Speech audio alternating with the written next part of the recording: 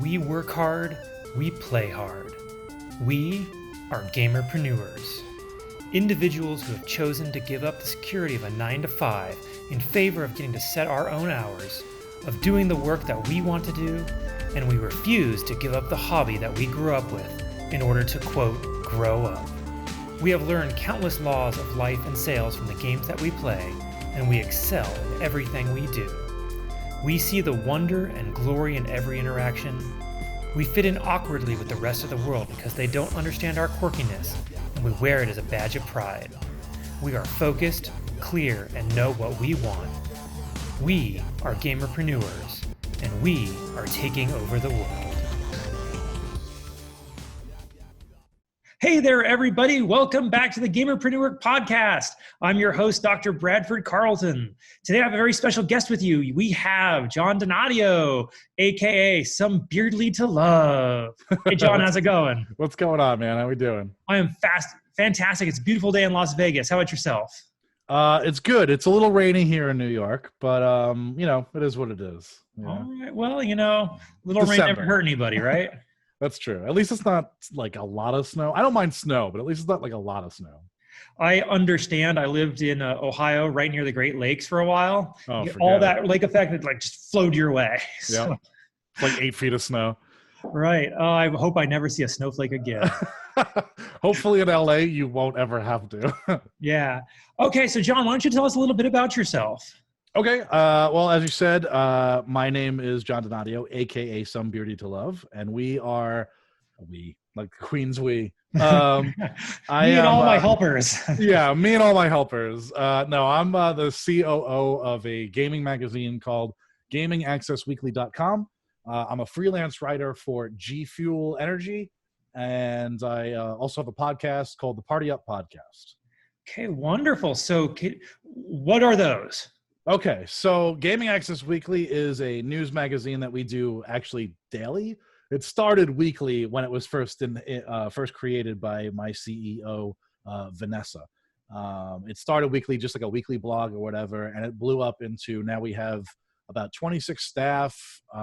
We have a couple of teams from social media to a stream team that we recently just put on hold because we're trying to get some more streamers to hang out with us.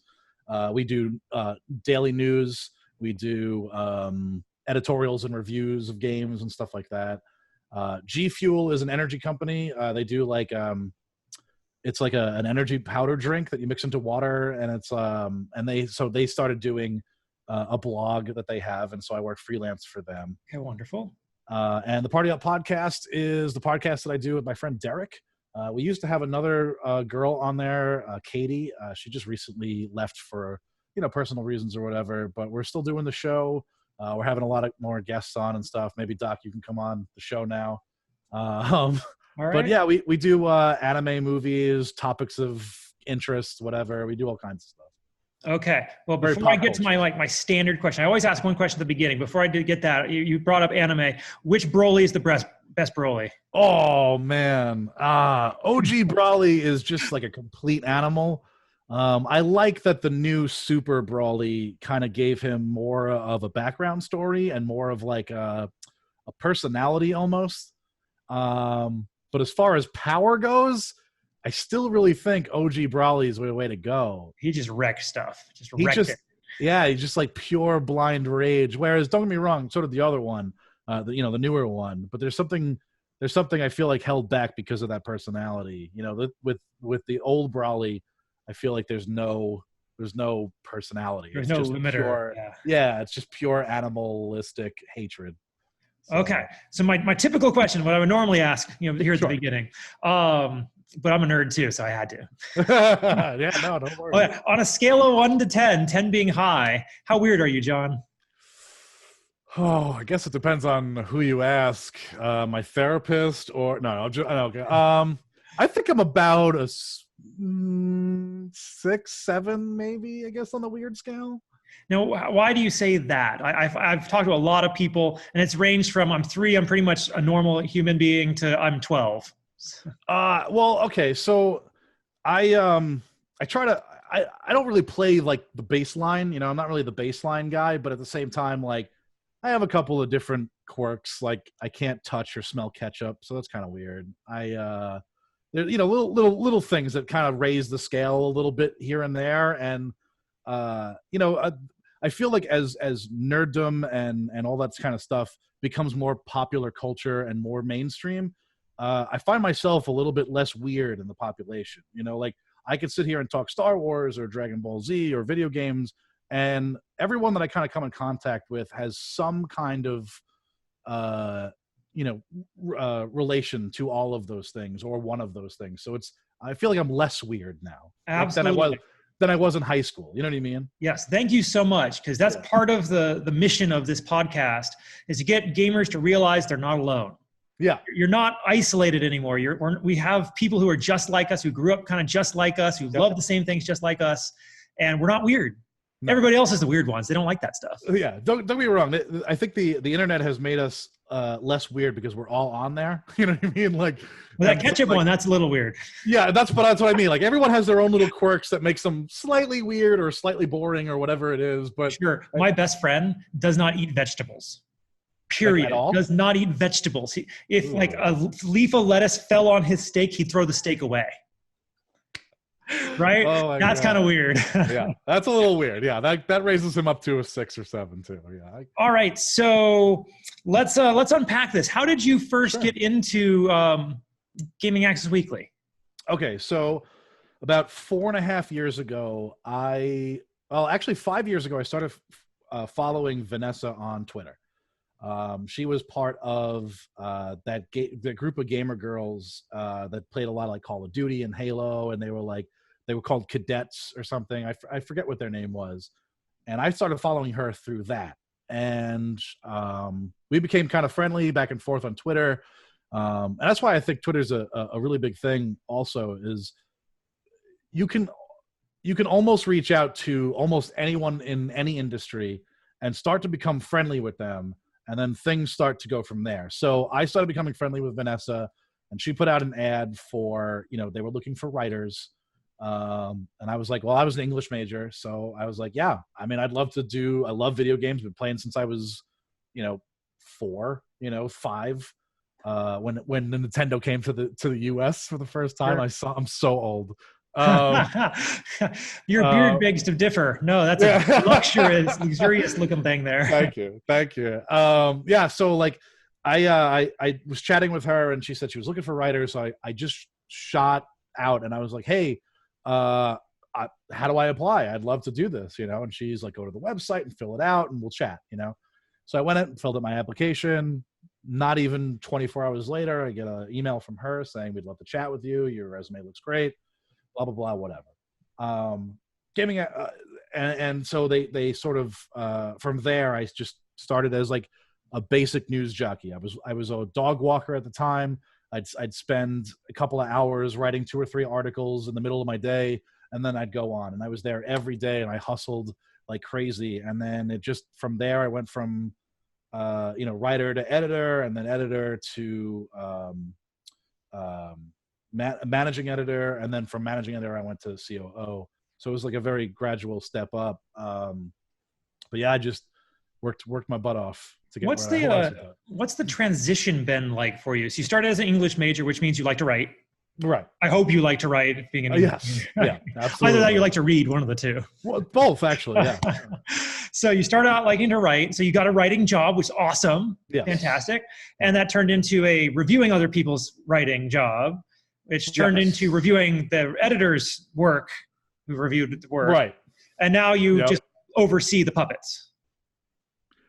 But with Gaming Access Weekly, we're still sort of a small team. So I do very much, I still write a lot.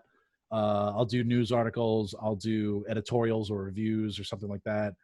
Just to kind of not keep face. That's like the wrong term. I think it's just to kind of be like, hey, look, I'm not asking you to do anything that I wouldn't do. Absolutely. You know what I mean? Like, I'm not just... That's a leader as opposed to a boss. Right, exactly. Like, I'm not your boss. I want to do this with you. I want to teach you guys how to become and put all this stuff into your resumes. Like, I want to show you how to edit. I want to show you how to write. I want to show you the logistics and all that stuff. Like, I'm very much a teacher at heart, and so I think that helped me a lot. Okay, but going back to my question, what for you personally, what's that transition been like going from just, I don't want to say just a writer, but being a writer to now being a COO? With Gaming Access Weekly, I feel like it wasn't a very, well, for me, it wasn't a hard transition because I really did work as hard as possible. And I think things started to kind of, we had somebody leave as an editor, so I kind of jumped at the chance. I was like, hey, if you need another editor, I'm an English major, blah, blah, blah, whatever, maybe I can help out, just to, whatever. And Vanessa was like, yeah, it's a great idea. Why don't you join the editing team? And you can still write and you can edit and stuff like that. So I was like, all right, great.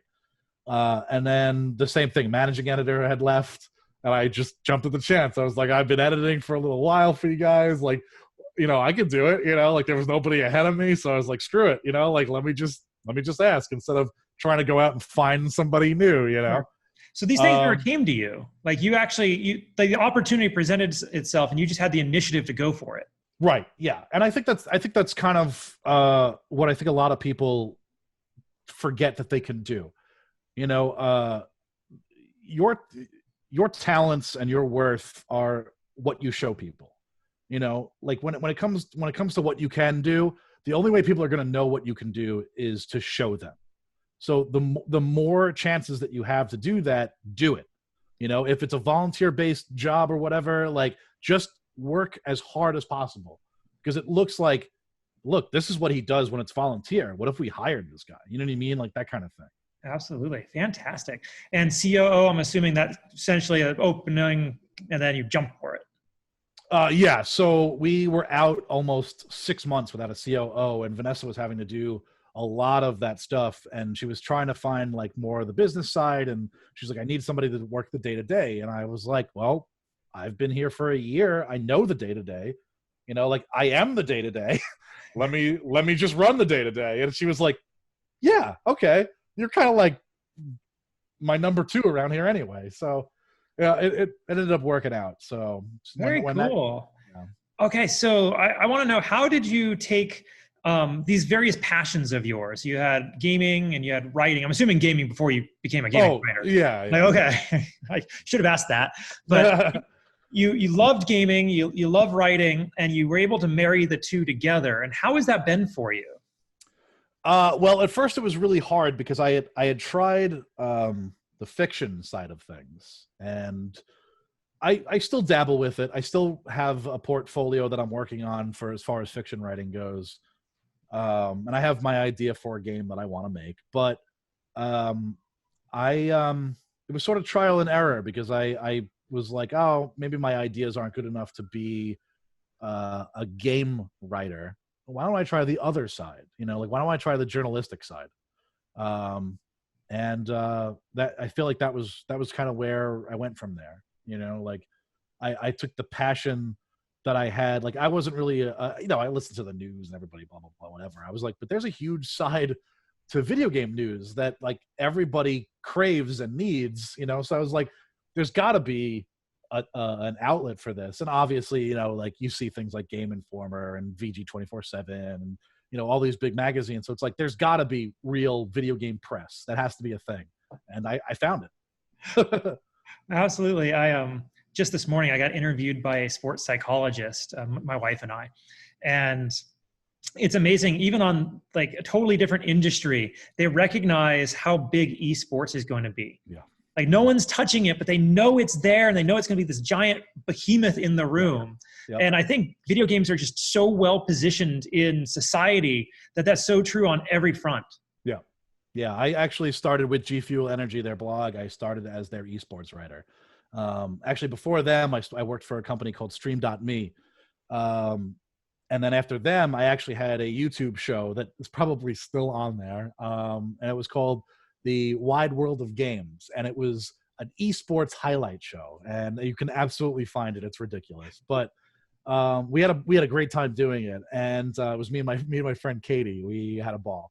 And we really got to see how the esports scene had exploded. And yet, while major sports outlets don't really cover it, you're starting to see it. ESPN.com has an esports section, and whatever it's called has an esports section now, and like everyone's starting to dabble with it. And I'm actually wearing an ESL sweater right now. Like it is becoming a very big and amazing thing, and it's blowing up, and especially in the last year or so, it has exploded. So it's really great to see. I love it. Me too, because I'm a huge gamer. I love watching. It doesn't really matter which game it is, because it's all about the skill. Yeah, when you're watching, absolutely. There's no way I could play like these guys are doing. But no, like I don't like Fortnite. I can't play Fortnite. I don't like Fortnite. But I watch these kids. I go, there's no way I could ever play like that. And I've been playing games for over 30 years, and that makes me feel like a loser.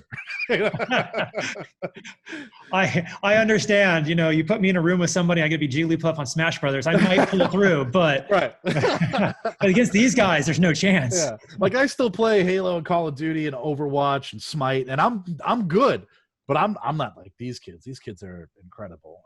My hat's off to all these kids. They're amazing. So let's pull back for a second. Sure. I want to know your gaming cred. You said you've been playing for a long time. You don't sound that old. I'm 33, so I'm 37. And it's only like 4 years older than me. It's all right. Yeah, but you got doctor in your name. I don't know.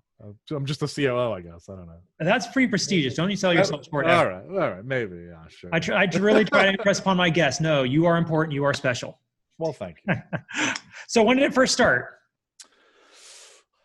Dad brought home a Nintendo, the NES system, the Nintendo Entertainment System, back in 1985. I was 4.5. My brother had just kind of been born, and my dad started playing Legend of Zelda. And right then and there, just watching him all those years ago, I became a lifelong fan of video games. And I started to dabble as I got a little older and could actually move with a controller and stuff like that. That Goomba got you a lot, right? That first one. Yeah. I started playing Mario Brothers and Duck Hunt because it came together. Mm-hmm. And then I wasn't allowed to play Legend of Zelda until my dad beat it. And it took him a long time because of, work and all that other stuff. And he was actually like a very meticulous guy. He actually drew the original like maps of the castles. Mm-hmm. So he would and he'd draw them out, every secret, every door he went into. And it was way before player's guides. So when I got the instruction manual came with a map, but it wasn't even fully filled in. Yeah. So when I got to play a Legend of Zelda for the very first time when I was 6 years old, I had maps. I had maps of all the dungeons. I felt like I was cheating, but I didn't care. I had a blast.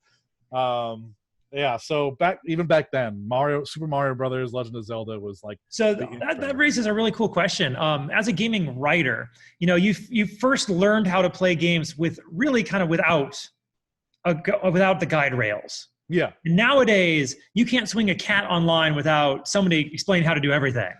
So a lot of the games now, they give you those really big intros, and I've seen a lot of things lately on Twitter where people talk about the rewind button on the Switch. A lot of the old games come with a rewind button now. So like all the old games that we played as kids have a rewind button, and people are like, if you use the rewind button at all, you didn't even beat this game. And it's like, you know what? Shut up. Let these kids have fun. We were tortured back then. Those games sucked. Like they awful. Really did. Ninja Gaiden was awful. Yeah, they gave us such anxiety because it was like it was the worst. It was torture. You know what? If I had a rewind button for every little mistake that I could make, yes, give me that rewind button. I'll go back and play those games with a rewind button. Like get out of here with that gatekeeping crap. Absolutely. Let's see. Let me ask this. Sure. In your career, you started out as a writer for mm-hmm. Gaming Access Weekly. At what point did you decide, like, this is it for me? I really want to go to the distance here. About 4 or 5 months in, we all decided we were going to go to PAX South, which is in Texas. It was my first real vacation for myself. I know that sounds crazy at like 30-something years old, but like I was like kind of excited. It was like my first real adventure out into another big state. Like I've obviously done family vacations in Florida and what have you, whatever. But like this was like the first place that I was going for myself to be with friends that I made through the internet. You know what I mean? Like, isn't that the weirdest thing? The first time you meet them and they're the same person, you know? Yeah, exactly. And so it's like we all rented an Airbnb together. We were like 10 minutes from the convention center, and we spent all weekends, and we all just like fell in love with each other. We were just like, this is I can't imagine a better time with any of these people. And even the people that have already left, I am still lifelong friends with from, I know it, like we just connected so well that weekend. And when we got into the convention and I was doing interviews and everything, and I was just like, I don't ever want to do anything ever again. This is what I want to do for the rest of my life. I will find any way that I can do this to do this. This is what I want to do. Okay. Now, here's an interesting one. How do you balance gaming in your life now? Your personal gaming as opposed to business gaming? You don't. I mean, you do, but you don't. Like my business gaming matches very well with my personal gaming. I review the games that I want to review because I can make that choice as a COO. Whether I have to go buy it or we get a code or whatever it is. And then like even with the freelancing with G Fuel, I'll ask for the games that I want to do. No one's ever been like, hey, do you want to review this game? Blah, blah, blah, whatever. I'm like, no, I don't want to do that. But and then when I occasionally stream, I play games that I want to play. I don't play games just because they're popular. I play games because I like them and I enjoy them, and so I want to share that enjoyment with an audience.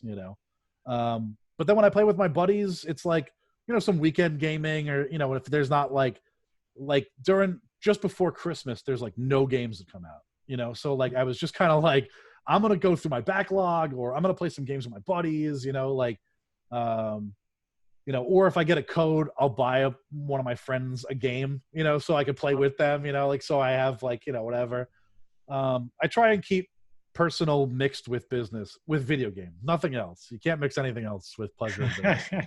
Well, you're in a unique position to be able to do so. Right. Exactly. Yeah. I don't know how my business clients would feel if I'm like, let's bust out Final Fantasy X real quick and discuss. Yeah, right, exactly. Hey, want to jump on Dead by Daylight before we play? Before we talk about this merger, Right. I had a question. I forgot. What's your favorite game of all time? You're a lifelong gamer. What's the number one for you? Usually I think my hands down, I have two of them that are my all-time favorites. One of them is Super Metroid for the SNES. Classic. Just one of my all-time favorite, even just Metroid games in general, but definitely one of my favorites. Nier Automata. I got over a couple of 100 hours in that, and I love it, and I want more. And they teased another one, and the director Toko Mora or Tara, I forget what his name is, but he's like, I'm doing a new IP. I'm like ready for it. Skyrim and Oblivion, the Elder Scrolls series. And then I think my all-time favorite is Castlevania Symphony of the Night. Good choice. That's a good one. Definitely that really set the standard for that game, because the first few did. Were just okay. They were okay. Yeah, they were fine. Like I remember playing Simon's Quest as a kid and, having a blast. And Castlevania 4 for Super Nintendo is great, But Castlevania Symphony of the Night was probably, my all-time favorite game of all time. I've beaten that game a million times, and I continue to play it. Everything that it comes out on, I buy it. I bought it for Steam. I bought it for Xbox 360. I bought it for PlayStation. How many copies of the same game can you own? Well, yeah. I hear my wife yelling in the background. I own like 6 versions of Final Fantasy VII. I get it. I have like three versions of Skyrim. So like, I get it. You got the Game of the Year edition. One that came out of 360. It came out on, it came out on Xbox One X. I have the Wii, Switch version. I have the PC version. I'm like, all right, enough of this. All right, so this is the Gamerpreneur, and I really want to focus on helping people who are listening to be able to follow in your footsteps. Okay. So what unique skills do you think you've had that have helped you be successful? I think a part of my my success, it's so weird to say out loud. I guess a part of it is really being able to have a conversation with someone, because that's all interviewing is. Interviewing, if you're doing it right, is a conversation with another person about something that you both enjoy, or something you want to know more about, which is what a podcast is. What we're doing right now is basically that interview form. If you can have a conversation with somebody, you can do what I do. If you can, and that's not hard. Like I write the questions in advance and send it to people. Yeah. I mean, honestly, and even then, like, even if you could do it on the fly, that's great too. Yeah. You know, like, being able to do it on the fly it will help you a little bit more in case something goes wrong or there's a hiccup. Yeah, we haven't followed the script at all this one. Well, yeah, I know, right? But even like interviewing an esports person is extremely hard to do, because those kids don't know how to talk to people, and that's okay, because they've been playing their whole life playing video games to get as good as they are, and that's all right. But they are very hard to interview because you have to pull out words from them. So sometimes acting on the fly and being able to interview someone like that, as fast as possible, you can get more information out of them and stuff like that. But it doesn't feel like you're just interviewing a sports star where it's like, oh, we tried to score more points than the opposing team, like stuff like that. So it's like, oh, absolutely. No, that's wonderful advice. Interpersonal communications. Yeah. What would you say the best interview you've had is? I've interviewed a couple of some game devs that I ended up really, really enjoying, and we're actually still friends to this day. One of the guys who created Sleep Tight, it was for the Nintendo Switch. Excuse me, I'm sorry. It was for the Nintendo Switch. This guy Banks, his name's Banks, and it's a great name. And we just connected like crazy, and we just like had a blast. And the interview was awesome. Another woman, Kim Alam, who made Hand of Fate and Hand of Fate 2. Actually, when we were interviewing and I was playing the game while I was interviewing her, actually, which was a very tough, difficult task. I actually had somebody holding the recorder, so I had something to go back to later. And Kim was like, "You're doing really well with this," and I was like reading. She's like, "Man," she's like, "I wish I found you for like our voiceover when we were doing this, when we were doing the game and stuff." Potential another career field for you. Yeah, right. Actually, it was a long time goal. That's my new long time goal is voice actor. But so those two in general really stick out in my head as some of my favorite interviews. And I've made a lot of really close contacts with people from Bandai and people from Perfect World, just because the interviews went really well. And I think of a guy named Dimitri at Bandai Namco. I interviewed him for Code Vein, and we became like instant friends. I played Dragon Ball Z Kakarot with him, and he was like, "Oh man," he's like, "Oh, dude, it's so good. I can't wait. I can't wait." It's like being a child again and watching it for the very first time. That's all I'm gonna say, because it's so good. It is on my wish list. Yeah. I think my wife is allowing me to have it. I'm just not allowed to play around the toddler. January 17th. Mark it in your calendars. It is. Now, what advice would you have for somebody who's looking to, we'll say, follow your footsteps, who wants to get into game journalism? How would you say, like, what's the first thing they need to do? First, open up a Google Sheet or a Word doc or whatever, and start writing on your own. Start writing little articles here and there, just so you can get like the wording down on how journalism works, because it's very different than creative writing. You can have a voice, but it has to be factual. So, when you come in, like, I think a lot of people that have been reading Gaming Access Weekly articles for a long time now kind of hear my voice in a lot of my articles. They know my personality and stuff like that. So they see the way I write, and everyone has their own like writers from like, different places. Like there's a lot of Kotaku writers that people know and love. And there's a lot of VG247 people that people know and love. And you think of people like Yahtzee, and you think about all these guys, and they have their own personality, and that's okay to have in journalistic writing, but it's more factual. It's more, here's the facts. These are some background tips about what's going on up at top, and kind of learning the structure that way. And then when you apply to, different magazines or mine or any of them online, or in print, you actually have something to send them. So if you have no experience necessarily already in the industry and you want to break in, it's also really good to try and find smaller blogs. Like Gaming Access Weekly was a smaller blog. We've now gotten to that medium level, which is nice.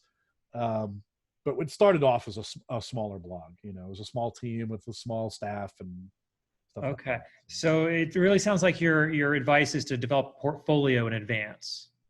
Yeah, I mean, it makes it easier. So when they say, do you have any experience? And you go, well, I've written these articles, blah, blah, blah. They're not necessarily for anyone, but at least everybody's got to start somewhere, right?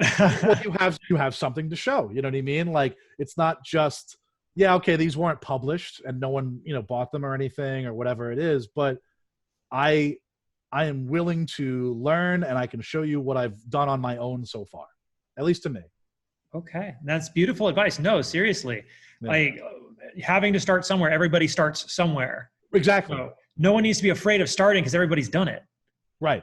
Like when you got your first writing job, did you honestly know whether you were going to get it or not? Or was it like... Yeah, with Gaming Access Weekly, I really had no idea because I didn't have any journalistic writing. I only showed them like a couple of like college papers I wrote. You know what I mean? Like that was all I had. So if I had come in with, I mean, I got lucky because I guess they just needed somebody. But if I had come in or went to another magazine that might have been, whatever, maybe I would have had to show them that stuff, and I didn't have it. So to me, if somebody came in with an email, with an application in the email that said, hey, I've never worked in journalism. I'm willing to try, the cover letter or whatever. And here attached are a couple of articles that I've written. This is what I can do. This is how I write. What do you think? And then see where it goes from there. You're wonderful. Yeah. Now, looking back on your long storied career, what advice would you have for yourself if you could go back in time and talk to little John just a few years ago, first starting out? What would you say in order to, kind of make it go quicker? I would say that, I mean, if I'm going back in time and I'm telling myself, definitely stick with the gaming. Don't let anyone tell you otherwise. Gaming is going to be on a $1 billion industry. You know what I mean? Like, if I was going to go back and tell myself anything, it would be don't stray from your goals. Don't stray from the things that you love and want to do. It doesn't matter, because like I started off in college as actually as a psychology major, and then I switched over to English because I wanted to do literature and blah blah blah. And then everyone's like, why don't you become a teacher? Teachers make money and blah blah blah whatever. I didn't care about any of that stuff. I didn't want to do that, but it was it was my backup. So I went as a teacher, and I wish I had not listened to anyone and just done the English part and the art part and the things that I wanted to do. And if I had followed that and followed my heart and dreams, I probably could have hit this a lot earlier than 32 starting. You know what I mean? Like, it would have been a lot quicker. That's fantastic. That's wonderful advice. Thank you. That's, follow your passion, follow your bliss from the beginning. Don't wait for it. Yeah. Do not wait for it. A lot of these kids now, like, they're out there and they're doing that gaming hustle, and that's awesome. Don't give up, like, do what your heart desires, because you could be great at what you're doing. Sure. Don't give up on that. Okay. Now I want to humble you a little bit, if it's okay. Okay. All right. I ask everybody, a couple of questions, just because I show them, where you're at and how wonderful it is to be there, but what's something that you failed at, John, in your life? This sounds so dark. But I think there was a period of time where I failed myself, I guess. I failed at being the person that I wanted to be. I listened to too many people. I was too scared to take chances, and I went for a lot of safe options. And it's not really who I am. You know, I like to take risks. I like to try my hardest at something that I love. I feel like that I wasted so much time and energy doing something that other people wanted, and I didn't do it well because I didn't want to do it. And so one of those things was teaching. I think I failed at being all that I could be rather than what people expected. I want to dig into this a little bit. Sure. What did it actually feel like living the life you didn't want? Because I want people to be able to recognize kind of the symptoms. I think it was it's going through life in this very like shocked over feeling. It's I'm doing this because I have to, not because I want to. It's waking up every day and telling yourself, I need to go to work, or I need to do this because that's what is expected of me. You know what I mean? Like, you don't feel that now? No, I don't. And it's completely freeing. Yeah, my day job that isn't all of the writing and all the other stuff, and it's the 9-to-5 grueling crap that I do because I have to pay bills. Sure. Yes, absolutely. I still make money other ways in the things that I love, in streaming and with Gaming Access Weekly and with G Fuel. But it's not enough. So I have to have that 9-to-5, and eventually that will go away and I can do the things that I love. But when I this is all on the side. Like, you actually have a day job. What do you do? I have a day job. As a day job, I fix and work on like fryers in restaurants. Okay. I've been doing a lot more office work lately because I don't like being in the field. But yeah, so now I'm like the parts orderer guy, and also sometimes have to go into the field. It's completely separate, unrelated. I fell into it because I needed a job and my buddy ran the company. So he was like, hey, you want to work for me? And I was like, sure. Okay. Another important lesson, connections get you places. Yes, 100%. Yeah. It's people say it's all, it's who you know, not what you know. That's right. And in a lot of cases, it is true. Make friends. I don't care how much you like to be alone. Make friends, because you never know. Yeah, even if you're not a good friend. I mean, as long as they think you're a good friend. Right, exactly. Yeah, you can fake it till you make it. Okay, how about this? I'm humbling you just a little further. Sure. What is something you're currently not good at? Like so much. I mean, I can't ride a unicycle. I can't juggle. I don't do math well. There's a lot of things I guess I'm not good at. Okay, so you're not a Superman. Specifically? No, what specifically do you mean? No, I'm asking the question because I want people to realize that people who have success in life are not Superman. They're not everywhere at all times. They have a very narrow focus, and you usually suck at everything else. Yeah, it's funny because as much as I'm good in person and in video and blah blah blah with like interviews and stuff, I am terrible on the phone. I do not like phone calls. You and me both, brother. Yeah. I was like, I'll do this all day long. Get me in front of like a Zoom camera. I can do it. Just on the phone. Oh. And don't get me wrong. There are people with the phone I am very well with. Like I have friends and like some of my family that I'm okay with the phone. Obviously, that's easy. But I'm talking about complete strangers or whatever. Like even if they call in for like a phone interview. Oh, I bomb those because I'm like, I don't know what to do with my phone. I suck on the phone. I don't know what to do. All right. So you can be quite successful COO of a company, not want to pick up the phone. Don't call me if I don't know you. I have no idea. Do you think that's a generational thing? Do you think that's our generation? Yeah, in a way. I think that because we've become so used to texting. And being on Twitter and Facebook and being able to type everything we want to say in emails and what have you, I think the phone has just become obsolete. Sure. Video chat is easier. They say, it's like I'm having a face-to-face conversation with you. Yeah, and we're in completely different states. Like when you're face to face with somebody, it's a lot easier to talk to someone because you can see their facial expressions, you can hear the tone of voice. A phone call is aggravating. You have no idea. Don't get me wrong. Yes, you lose context in text and stuff like that. But for the most part, I don't know. I think a phone call is just weird. I think holding a phone up to your head is weird. So they've done studies on communication, and they found that the words you use only account for 5% of what's actually being conveyed. Okay. The next 15% is the tone of your voice, and the remaining 80% is the body language that you use.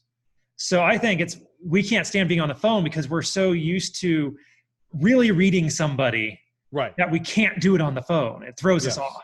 Also, you get that weird like Krelbo sweat. I hate that. I just hate that. Okay. Tell me about your stream a little bit. We have a little bit of time. Okay, sure. Yeah. I play games that I like to play. I know a lot of people play games that are popular, and that's okay too. That's how you get popular. You play popular games. People jump into your stream, whatever. I don't pander to anyone but myself.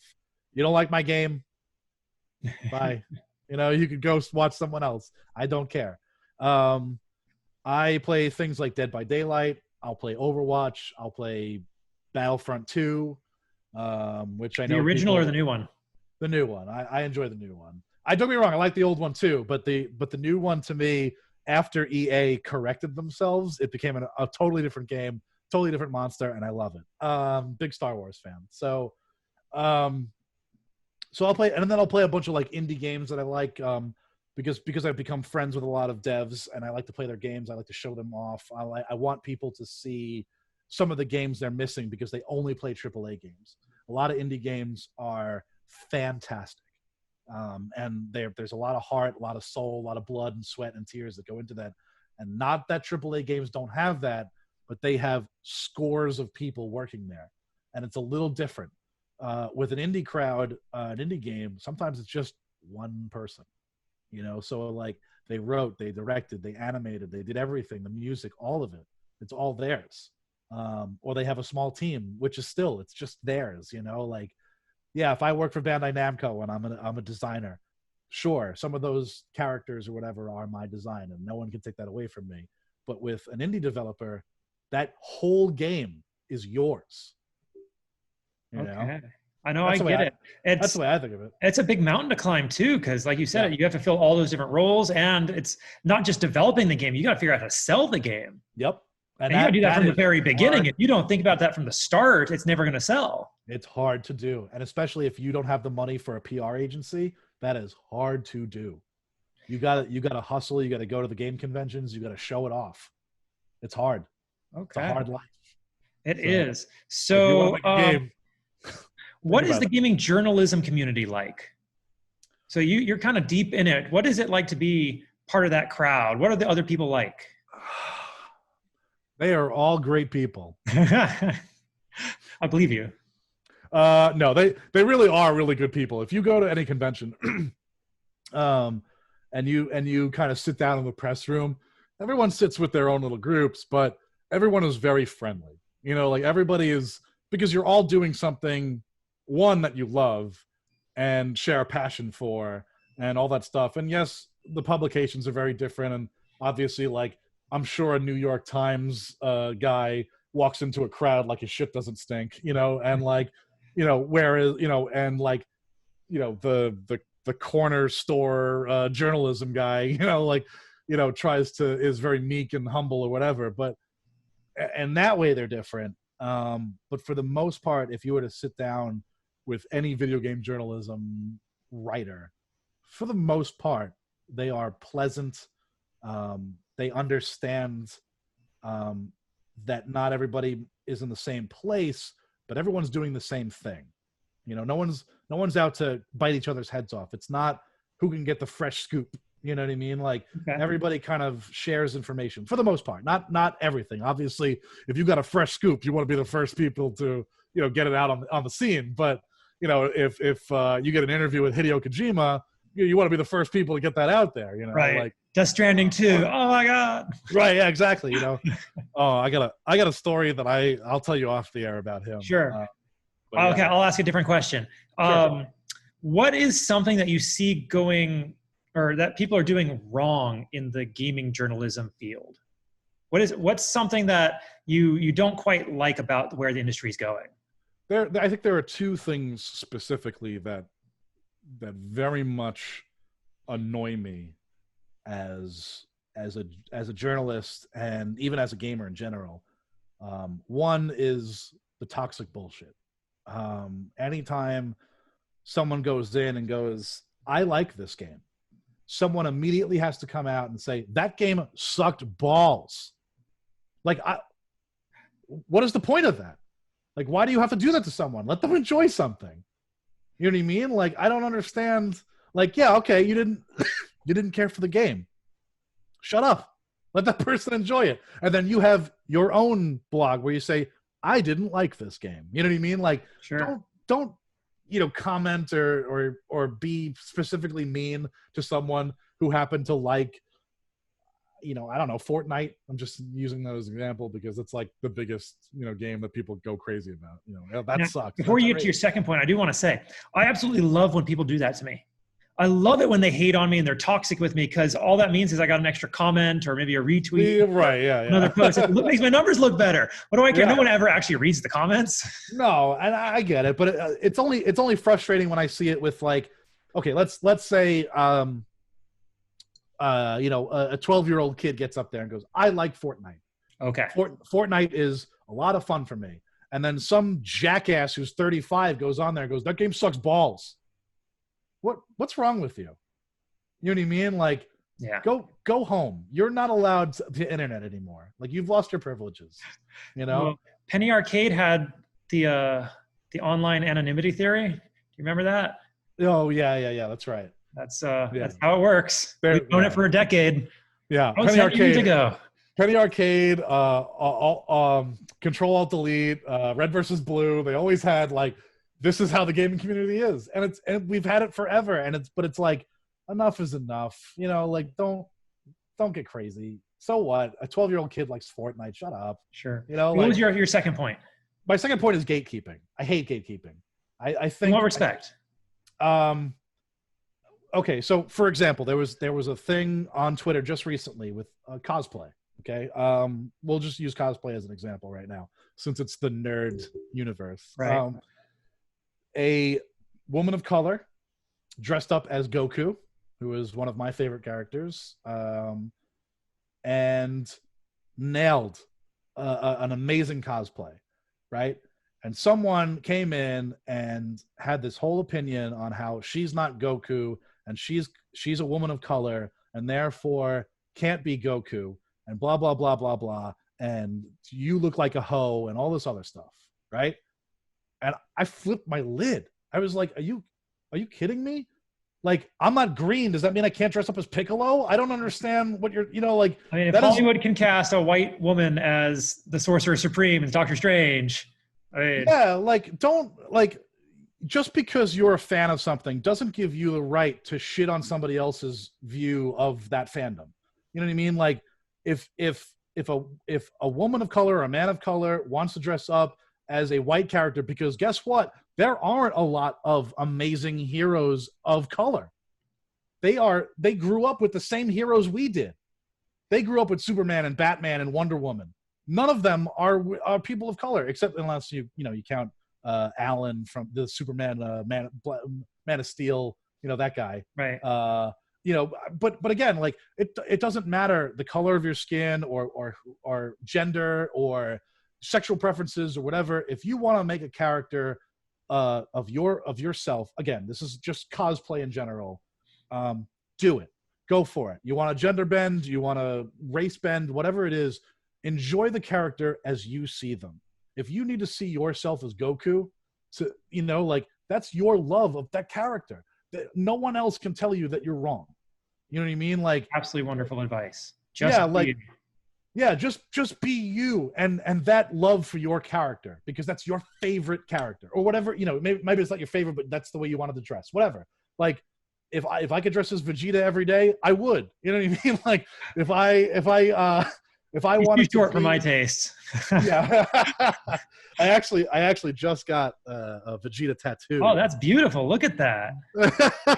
That forced perspective. I don't know. It's anyway. Yeah, I'm a big Dragon Ball fan. But that's the kind of stuff I mean. Like, don't gatekeep for somebody. Like, just because they're not the same race as the character doesn't mean they have any less love for that character. Okay, wonderful. This has been a fantastic interview. Thank you so much, John. Now, yeah, no I'm not wrapping up yet. I have a couple more questions, but sure. How do people find you? Where are you at on social media? What's the best ways to get in touch with you? Honestly, this is why I kept social media easy. You can find me literally on Instagram, Twitter, Twitch, Mixer, anything at SomeBeardy2Love, and that's the number 2, not spelled out. Okay, beautiful. Now, as we are wrapping up, is there anything else we didn't talk about you want to cover before we shut this down? That's a good question. Did we not cover something though? I feel like we did really well with everything.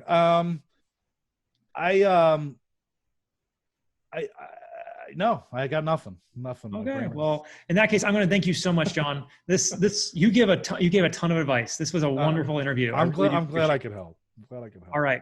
And on that note, I'm going to say, go ahead and you take care, and everybody else, you take it easy. Yeah. Have a great New Year. Thank you so much for having me on the show. I really appreciate it. And hopefully we'll see you soon. Okay. Bye now. See you later, man. Hey, if you like this podcast, I'd love to invite you to check out a little bit more about me, Dr. Bradford Carlton, Gamerpreneur.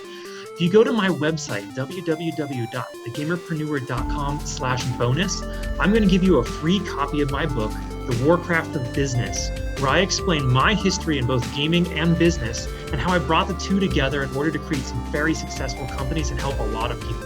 And all you got to do is pay for shipping and processing, and I'll send you this book.